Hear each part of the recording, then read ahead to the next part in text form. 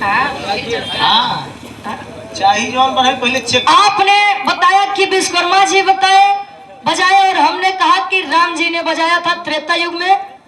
तई बतावत कृष्ण जी से पहले राम जी नहीं आ रहे ना दुनिया में। के जाने त्रेता बाद में लगा हो।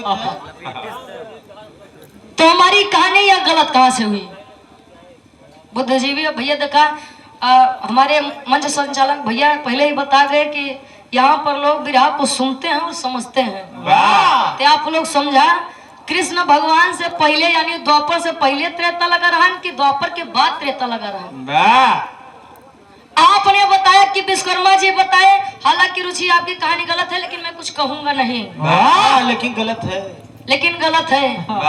मौसी मौसी कहा जाए, आधी रारी घर आए जाए।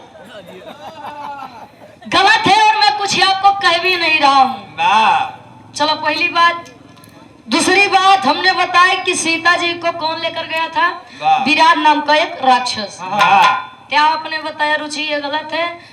सीता जी को रावण से पहले अग्नि देवता हरण करके ले गए। प्रयागराज है ये। रामायण महाभारत के बारे में हमसे ज्यादा आप लोग जानते हैं। तो ये बताइए रामायण में कहीं कहीं यह सुनने को मिलता है कि सीता जी लंका में असली नहीं बल्कि नकली गई थी, लोग बताते हैं। और यह भी कहते हैं कि राम जी ने सीता जी को अग्नि देवता के पास सुरक्षित रखा था।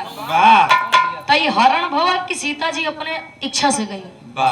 ये हरण करता है भाई। हरण माने जबरदस्ती यार।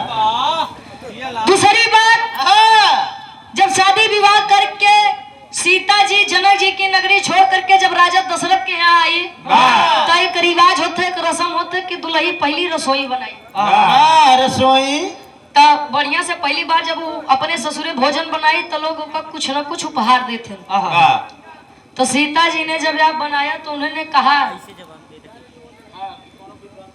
कि ऐसा विद्वान पंडित बुलाइए जे क्यों घरे न खाए हो और न क्यों के घरे कुछ मांगे हो। उन्होंने किसको बुलाया? राजा रावण को। जब राजा रावण जी आए दशरथ जी के नगरी में तो राजा रावण जी ने एक शर्त रखा कि मैं यह भोजन तो ग्रहण कर लूंगा लेकिन मेरी एक शर्त है। कौन शर्त? कि आपको मेरी नगरी में आना होगा। सीता जी ने कहा हाँ मैं आऊंगी। तो एक प्रकार से देखा जाए तो सीता जी अपने मर्जी से लंका नगरी गई थी। तो मेरी कहानी गलत कहाँ से हुई? आपने बताया कि संविधान बी.एन. राव ने नहीं बल्कि टी.एन. राव ने लिखा था। बी.एन. राव के पूरा नाम जानत है? बिगनेल नरसिंह राव इनका पूरा नाम यह था। और भारत के संविधान में इन्हें मुख्य सलाहकार माना गया था। आपने बताया कि संविधान सुभाष चंद्र बोस जी ने लिखा था। इतिहास का कौन लेखक है जो लिख दिया कि ये संविधान सुभाष चंद्र बोस जी ने लिखा था? पढ़े हैं आप लोग को? और ये आप जानते हैं तो उस लेखक का हमें नाम बता दीजिए कि जिसने ये लिखा है कि सुभाष चंद्र बोस जी ने भारत का इतिहास संविधान लिखा था। 1928 में मोतीलाल नेहरू जी ने बी.एन. राव जी के पहले एक संविधान बनाया था लेकिन उस संविधान का विरोध कर दिया गया। विरोध करने वाले कौन थे? यही सुभाष चंद्र बोस जी, पंडित जवाहरलाल नेहरू जी, जवाहरलाल नेहरू। उन्होंने लिखा, हमें यह नहीं समझ में आता रामायण लिखने वाले ने लिखा है, वाल्मीकि जी ने लिखा है कि सीता जी के स्तन पर चोंच मारा था वो कौआ। इंद्र के बेटवा जयंत। और तुलसीदास जी ने लिख दिया कि पांव पे मारा था। अब ये बताइए कि तुलसीदास गलत या वाल्मीकि जी गलत?